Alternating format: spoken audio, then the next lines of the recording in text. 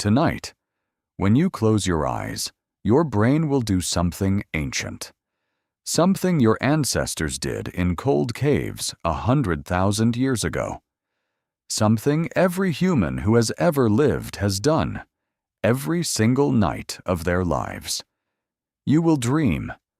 But have you ever stopped to wonder what they dreamed about? You assume your dreams are strange, fragmented, nonsensical. And compared to your waking life, they are. But compared to the inner world of a prehistoric human, your dreams might be astonishingly similar. Not because the content is the same, because the machinery is identical. Your brain at night is not resting. It is working, running old files, sorting emotional debris, rehearsing threats that have not happened yet. Matthew Walker, a sleep researcher at the University of California, Berkeley, has spent decades studying what the sleeping brain actually does. His findings are not what most people expect. REM sleep, the stage where vivid dreaming happens, is not a passive state. It is one of the most neurologically active states your brain ever enters. During REM, your prefrontal cortex goes quiet.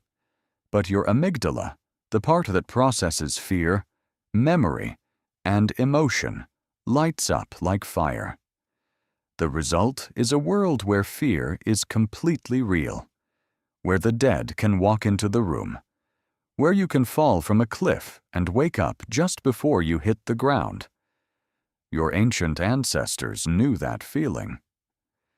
In 2014, a team led by anthropologist Kelly Bulkley conducted an analysis of dream content across dozens of cultures, including isolated hunter-gatherer populations with little contact with modern civilization.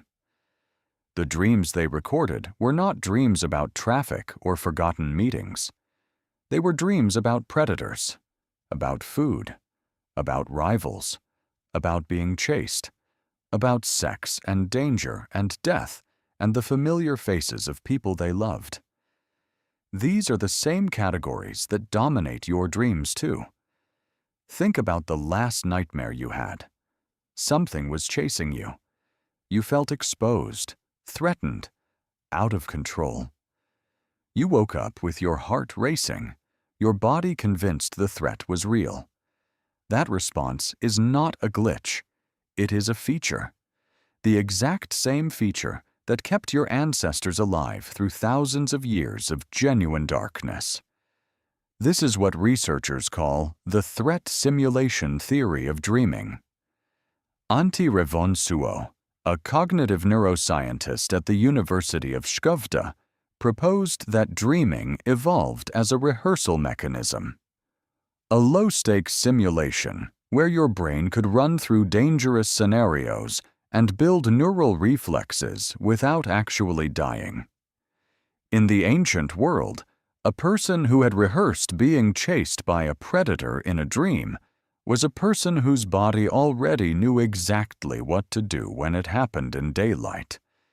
Your brain has been running this simulation every night for 100,000 years. But it was not only fear. The dreams of ancient humans almost certainly included the people they knew. Faces are one of the most common features of dreaming across all cultures and all time periods.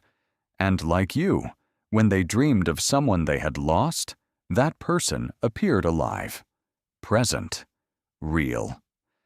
This is one of the oldest forms of human grief.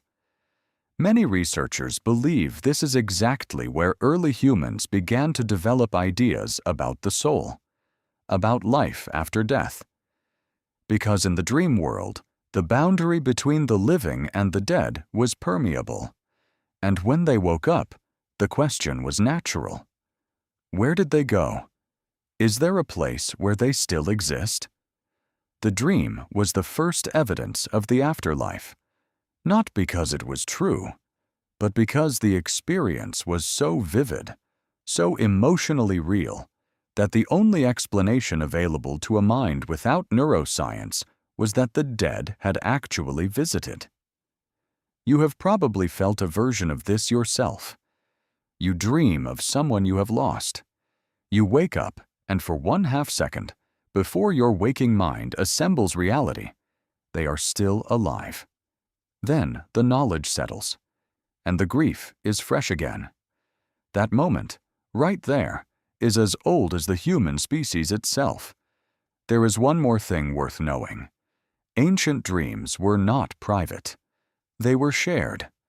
In hunter-gatherer societies studied by anthropologists, dreams were told in the morning, narrated to the group, discussed, interpreted, argued over. The dream wasn't yours alone. It was information, a message from the ancestors, or from something just beyond the visible edge of the world. Dreaming was not an individual neurological event. It was a communal act of meaning-making. You have dreamed every night of your life. So did the first human who ever looked up at a night sky and felt afraid of the dark. The content has changed. The machine has not. Tonight, when you close your eyes, the same ancient system will switch on. The same amygdala will fire. The same faces will appear. And somewhere in a dream you will not remember by morning, you will be exactly what you have always been, a human, rehearsing